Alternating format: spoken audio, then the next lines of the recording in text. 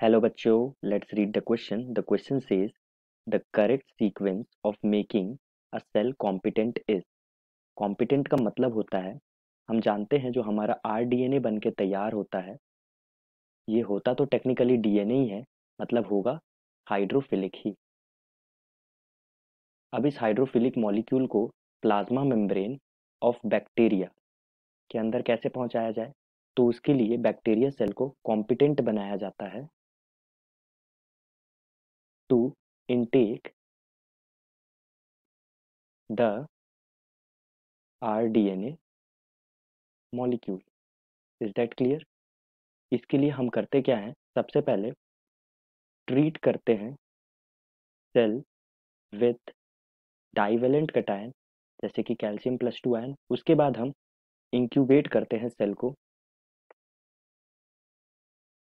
With recombinant DNA on ice.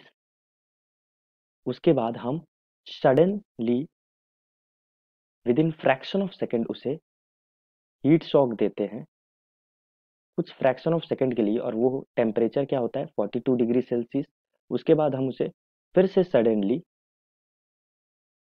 उसे वापस ice में प्लेस कर देते हैं।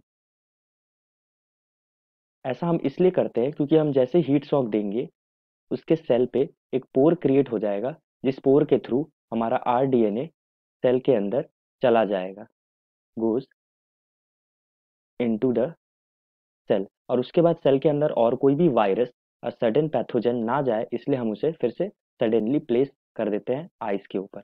तो आइए हम अपने ऑप्शंस को देखते हैं। पहला option treatment with divalent cation, उसके बाद incubation of cell with recombinant DNA on ice, उसके बाद heat shock at 42 degree Celsius, उसके बाद प्लेसिंग इट ऑन आइस। तो ये हमारा सीक्वेंस करेक्टली मैच कर रहा है, तो हमारा करेक्ट ऑप्शन यही हो जाएगा। आइए हम सेकंड ऑप्शन को देखते हैं। सबसे पहले हीट शॉक, जो कि गलत ऑप्शन हो जाएगा। फिर incubation of cell with recombinant DNA on ice, treatment of divalent cation, placing it on ice, ये गलत सीक्वेंस है। थर्ड ऑप्शन में treatment with divalent cation, placing on ice, incubation of cell with recombinant DNA on ice, heat shock, इसके बाद का process इसने दिया नहीं है, तो ये भी एक गलत स्टेटमेंट हो जाएगा। फोर्थ स्टेटमेंट देखते हैं, incubation of cell with recombinant DNA on ice, heat shock, treatment with divalent cation, ये पहले कर देना चाहिए था, तो ये भी गलत प्रोसेस है। तो हमारा करेक्ट ऑप्शन हो जाएगा option A. Hope you understood it well. Best of luck.